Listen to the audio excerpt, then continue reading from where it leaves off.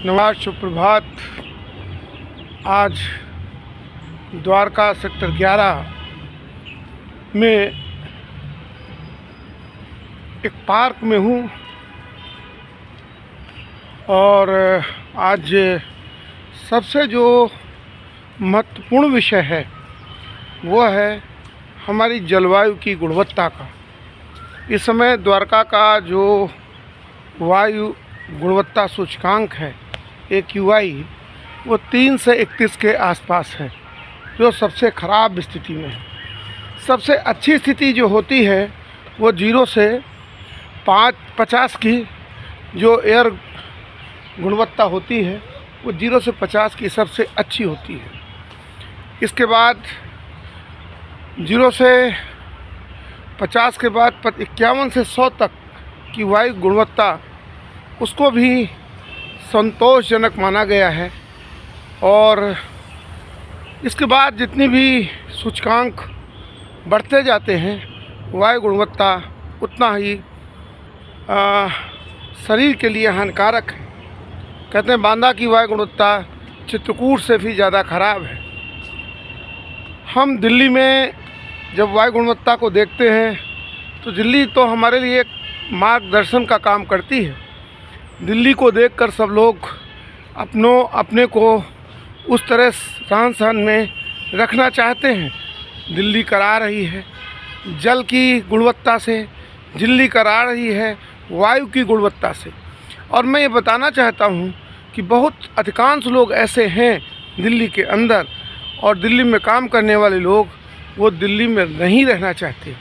बहुत सारे लोग दिल्ली छोड़ करके जा चुके हैं क्योंकि यहाँ की जल और वायु की गुणवत्ता खराब है। हम महसूस करते हैं कि जब जल और वायु की गुणवत्ता ठीक रहती है तो ना बीमारी हमें घेरती है, ना अस्पतालों की ज़रूरत पड़ती है। ये सिद्धांत रहा है क्योंकि जीवन जो है ये प्रकृति से बना है। जल की गुणवत्ता, वायु की गुणवत्ता और मिट्टी की गुणवत्ता।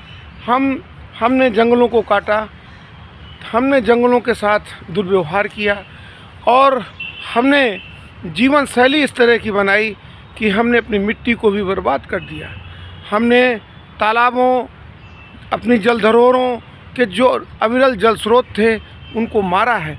चित्रकूट की जो सबसे अच्छी गुणवत्ता वायु की थी वो 0 से 50 के अंदर थी, लेकिन आज वो बिगड़ते बिगड़ते वायु की गुणवत्ता भी बिगड़ गई और पीने का पानी भी वहाँ नहीं मिला। इसी तरह दिल्ली का हाल है। दिल्ली में तो पीने का पानी लोग बोतलों से खरीदते हैं। तालाबों की स्थिति क्या है वो आप देख सकते हैं, सब सूख रहे हैं। यहाँ झील जो थी फरीदाबाद की झील, वो उसकी हालत देखिए, जो कभी लबालब रहती थी आज सूख चुकी है। हमने अपनी चित्रकूट की जल धरोहरों को भी नष्ट कर दिया है, घोल तालाब को नष्ट किया। दिल्ली से मैं बात कर रहा हूँ, उस घोल तालाब की कितना सुंदर था। गंगा जी के पास जो पैसुनी झील थी वो कितनी सुंदर थी। हमारी पैसुनी मंदाकिनी नदियाँ कितनी सुंदर थी।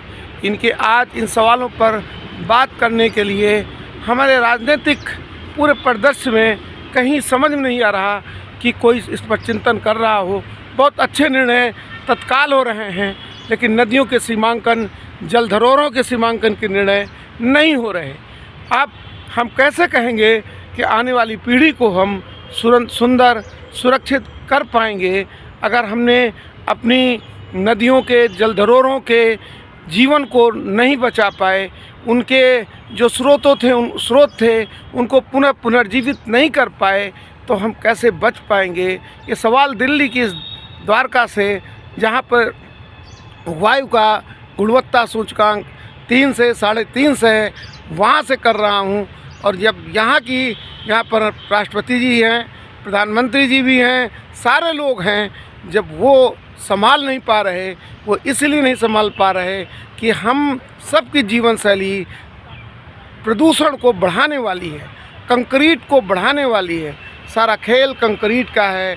नदियों से बालू निकालना, पहाड़ों को तोड़कर बिल्कुल उसको मैदान बना देना, और ये सब कंक्रीट कहाँ बिछ रही है? ये सब बिछ रही है जितने पुल, सड़क, रेल ये सब जगह वहाँ आ रही है। तो ऐसे स्थिति में जब हम श्रम आधारित जीवन जीने से बिल्कुल दूर हैं और मांग करते हैं कि सुंदर हो वायु, सुंदर हो जलवायु, सुंदर हो मिट्टी, ये कैसे होगा जब तक स्वयं मनुष्य जागृत नहीं होगा। राजनीतिक और प्रशासनिक लोग तो इसको नहीं कर पाएंगे, क्योंकि मांग जनता की जब जहाँ होती वहाँ ये लोग बह चलते हैं। इनको तो सत्ता चाहिए और पैसा चाहिए। धन्यवाद।